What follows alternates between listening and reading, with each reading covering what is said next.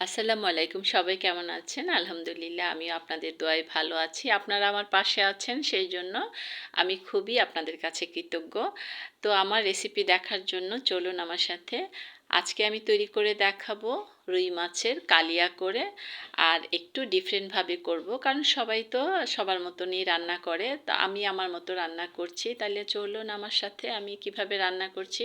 প্রথমে আমি লবণ দিয়েছি মাছে, তারপরে দিব হলুদ, তারপর সামান্য মরিচ দিয়ে মাছটাকে মাখিয়ে যেইভাবে আমরা মাছ ভাজি করে নিই সেভাবে আগে মাছটা ভেজে নিব।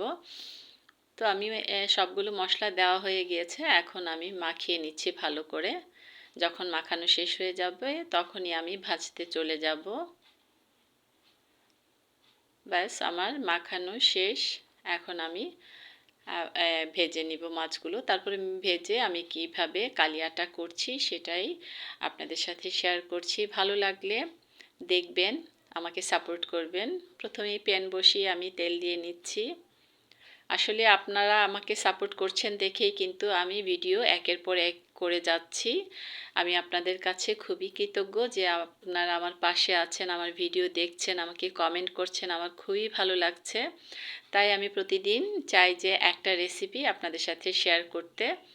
আশা করি আমার রেসিপিটি আপনাদের কাছে ভালো লাগবে। তো মাছগুলো এক এক করে আমি দিয়ে দিয়েছি প্যানে। এখন একটু ব্রাউন করে ভেজে নিব উল্টিয়ে পাল্টিয়ে। তারপর কি কি মশলা আমি অ্যাড করছি সেটাই আমি দেখাচ্ছি। আমি আমার মতো করে করছি। অনেকে অনেকভাবেই কালিয়া তৈরি করে থাকে, তাই আমি আজকে যেইভাবে করছি সেটা শেয়ার করছি। অন্যদিন হয়তো অন্যরকমভাবে দেখাবো। অনেকেই কালিয়ার মধ্যে দই ব্যবহার করে বা অনেক মশলা ব্যবহার করে। এটা যার যার রুচি, যার যার পছন্দ। তাই আমিও অন্যভাবে করে থাকি। আজকে আমি যেইভাবে করছি সেটাই আমি দেখাচ্ছি। আজকে আমি এটাকে কালিজিরা দিয়ে রান্না করব, তাই এটার নাম হবে কালিয়া। তো আরেকটু তেল লাগবে, তেলটা আমি দিয়ে দিয়েছি।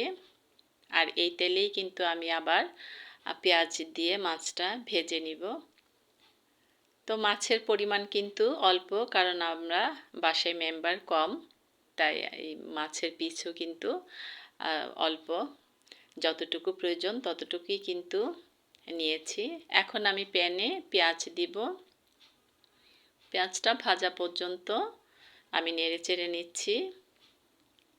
যখনই পেঁয়াজটা ভাজা হয়ে যাবে আমি সামান্য কালিজিরা দিয়ে দিব। কালিজিরাটা কিন্তু প্রথমে তেলের মধ্যেই দেওয়া উচিত ছিল, আমি আসলে ভুলে গিয়েছিলাম। যাই হোক, কিছু হবে না। এখন দিয়ে দিলাম একটা মরিচকে কেটে। এটা কিন্তু দেখার সৌন্দর্য এবং এটা থেকে একটা সুন্দর মজার ফ্লেভার বের হয়। যখনই তেলটার মধ্যে এই শুকনো মরিচটা আর কালিজিরাটা দেওয়া হবে তখনই কিন্তু একটা মজার ফ্লেভার আসবে। যাই হোক, আগ পিছ হলে তারপরেও কিন্তু একটু টেস্টের হেরফের হয়, গন্ধের হেরফের হয়। এখন আমি এখানে নিয়েছি হলুদ, মরিচ, ধনিয়া, লবণ আর সামান্য জিরে,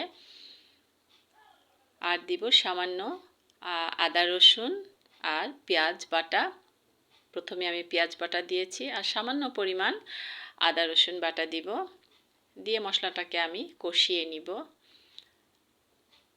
ব্যাস, এখন আমি একটু ভালো করে কষিয়ে নিব যতক্ষণ না পর্যন্ত তেলটা ছেড়ে আসে।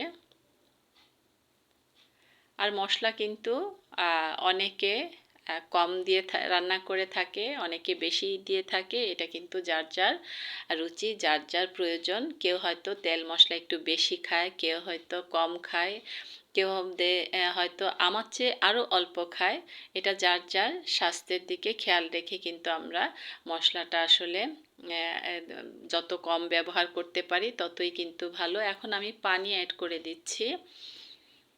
তারপর নেড়ে চেড়ে ভালো করে মশলাটাকে কষিয়ে নিব। কেউ দেখা যায় পেঁয়াজ অনেক বেশি খায়, কেউ পেঁয়াজ কম খায়, কেউ মশলা বেশি খায়, কেউ মশলা কম খায়। এটা আসলে যার যার ইচ্ছে, যার যার রুচি। এখন ঢাকনাটা তুলে আমি আবারও একটু নেড়ে চেড়ে এবার আমি মাছগুলোকে দিয়ে দিব। তারপর মাছগুলোর উপরে আমি একটা টমেটো কুচি করে দিয়ে দিব, দিয়ে এখন নেড়েচেড়ে আবারও ঢেকে দিব।